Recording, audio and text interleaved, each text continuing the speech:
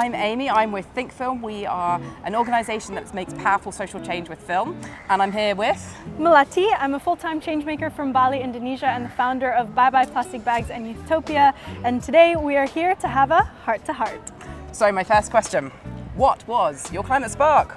What got you into this movement? My climate spark started 10 years ago. I was 12 years old growing up on the island of Bali, and I saw plastic pollution everywhere, every day, and I thought at one point, enough is enough, what am I going to do about it? And it's that beauty of being 12 years old and thinking we can and we must create change. What about you? Where did your climate spark come into? So I've worked for a long time in human rights. And I think all human rights are really intersectional, and climate kind of sits in and across all of that. And there's so many different issues, and it kind of, it represents the world around us and the way in which human rights sit into that world. And so that's kind of where I got into it. Yeah. And when you think about the future, how do you feel?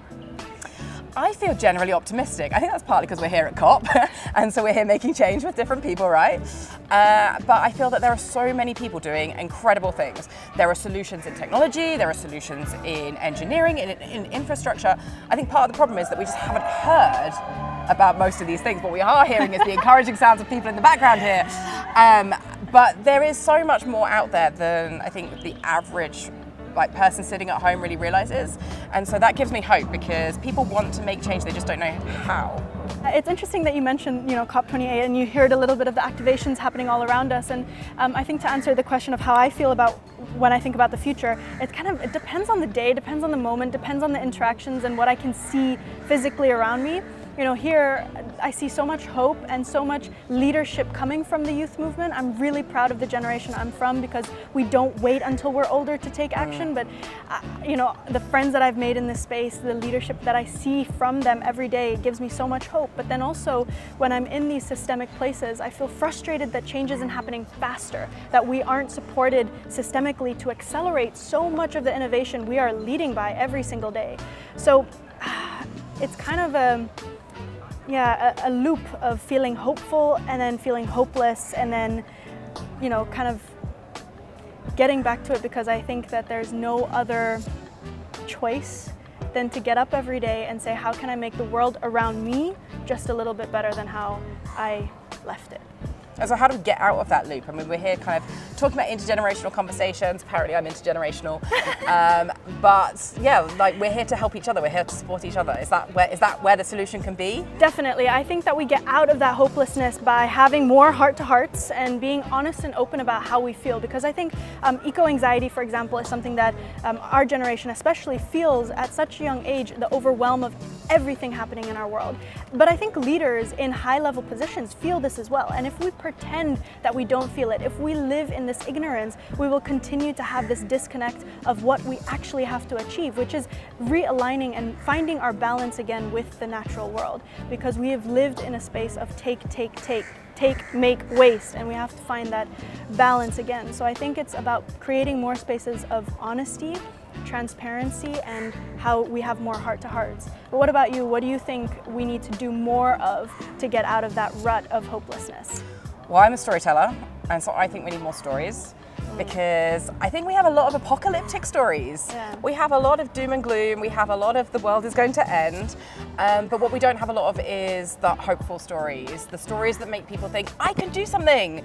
My recycling or my activism or my telling my mum or my dad or whoever to go and do something is going to make a difference. So the more that we get together, the more that we energize, the more that we communicate with each other, then I think we've really got something going, right? Out of curiosity, from you said that we need more stories. What is a story you think will tell us all why the future is worth saving? Why the future is worth saving. I think that's really personal. I think ultimately stories catch us at our deepest emotion, and they really make us question ourselves and our values. They reflect our deepest desires, and really what moves any of us is love, whether that's love for our family, love for our planet, love for something else.